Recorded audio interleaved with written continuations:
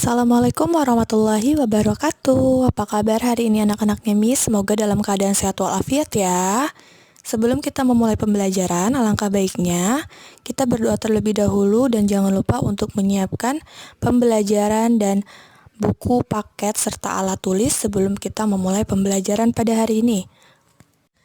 Hari ini kita akan belajar tema 3, makanan sehat, subtema 1, pembelajaran 3 dan 4. Oke, kita akan mempelajari interaksi. Interaksi ini berkaitan dengan lingkungan. Lingkungan adalah segala sesuatu yang ada di sekitar kita. Nah, lingkungan ini terbagi menjadi dua, ada lingkungan alam dan ada lingkungan buatan.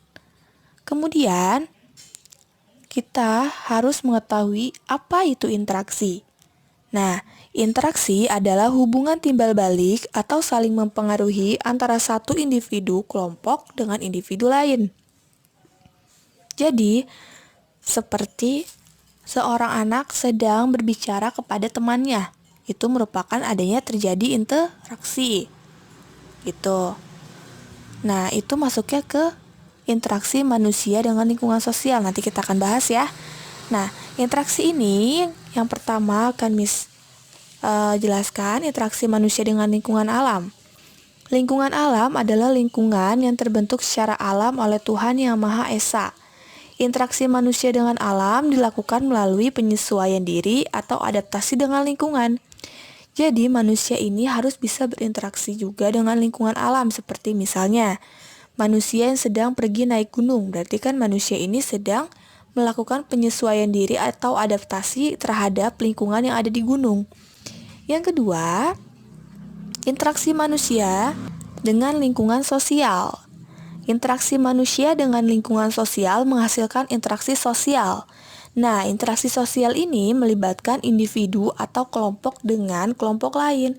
Seperti yang Miss sudah jelaskan, misalkan seorang anak sedang berbicara kepada temannya, itu merupakan lingkungan sosial. Atau seorang anak sedang berbicara terhadap 2 atau 3 orang temannya, itu merupakan adanya terjadi interaksi sosial. Keberagaman di lingkungan. Jenis-jenis keberagaman ada 3. Yang pertama, keberagaman di rumah. Yang kedua, keberagaman di sekolah. Yang ketiga, keberagaman di masyarakat. Keberagaman di rumah. Di dalam keluarga juga terdapat perbedaan, seperti perbedaan sifat, perbedaan hobi, dan perbedaan kebiasaan antar anggota keluarga. Misalnya nih, adik mempunyai hobi bermain game, sedangkan kakaknya mempunyai hobi membaca. Itu merupakan adanya keberagaman di rumah. Yang kedua, keberagaman di sekolah. Di sekolah kita bergaul dengan teman-teman di sekolah kita yang bermacam-macam. Mereka memiliki perbedaan dengan kita, baik dari segi ada yang kurus, ada yang gemuk, dan ada perbedaan dalam beragama. Yang ketiga, keberagaman di masyarakat. Setiap individu yang tinggal di masyarakat memiliki kepribadian yang berbeda-beda. Ada yang pendiam, ada yang suka bercanda, ada yang pemarah, ada yang memiliki kepribadian tertutup, dan ada juga yang ramah, dan masih banyak kepribadian lainnya. Nah, di halaman 37 ada sebuah percakapan. Oke, akan Miss bacakan ya. Di dekat tempat tinggal Resti ada kebun jagung. Rasti memiliki beberapa petani sedang memanen jagung. Rasti tertarik untuk mengetahui manfaat jagung. Rasti mendekati salah satu petani dan bertanya kepadanya. Rasti bertanya, "Selamat siang Pak, nama saya Rasti. Apakah saya boleh bertanya tentang tanaman jagung?" Petani menjawab, "Oh silakan Nak Rasti, mau bertanya tentang apa?" Rasti menjawab, "Tentang manfaat jagung Pak. Mengapa Bapak menanam jagung di kebun Bapak? Mengapa tidak memilih menanam cabai atau tanaman lainnya?" Petani kemudian menjawab, "Bapak memilih tanaman jagung karena keadaan tanah di kebun Bapak ini lebih cocok ditanami jagung. Hasilnya lebih maksimal. Bapak pernah menanami tanaman cabai tetapi hasilnya kurang maksimal." Rasti menjawab, "Oh seperti itu ya Pak. Apakah manfaat jagung Pak?" Petani menjawab, Banyak, salah satunya jagung menjadi alternatif sumber makanan penghasil karbohidrat. Kalau selama ini kita makan nasi dan beras, jagung juga bisa dimasak menjadi nasi. Namanya nasi jagung. Jagung juga bisa diolah menjadi minyak, tepung, dan masih banyak lagi.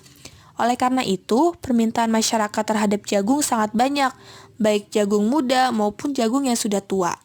Kemudian Rasti berkata, "Wah, ternyata banyak ya manfaat jagung. Kalau begitu kita harus mengenalkan manfaat jagung kepada banyak orang." Pak Tani berkata, "Benar, Nak Rasti. Nak Rasti bisa menyampaikan kepada teman-teman agar mereka tahu manfaat jagung." Rasti kemudian mengucapkan, "Terima kasih informasinya, Pak." Pak Tani menjawab, "Sama-sama, Narasti. Ini Narasti bisa membawa beberapa buah jagung yang muda. Nanti bisa dimasak menjadi makanan dan sayur di rumah." Nah, kalian bisa membaca ulang yang telah Miss sampaikan tadi ya. Oke, untuk tugas tema 3 ada di halaman 36. Di sini kalian tugasnya adalah amatilah lingkungan-lingkungan di bawah ini. Amatilah interaksi yang terjadi di lingkungan-lingkungan tersebut. Ketemukan interaksi yang terjadi di lingkungan-lingkungan tersebut. Nah, interaksi yang terjadi nih, interaksi apa nih? Apakah interaksi sosial atau ayo apa ya? Nanti kalian isi dan kalian jelaskan ya. Soalnya ini kan ada 5, Miss hanya minta 1-3 saja. Bisa ya? Semangat untuk kalian semua, kurang lebihnya mohon maaf. Wassalamualaikum warahmatullahi wabarakatuh.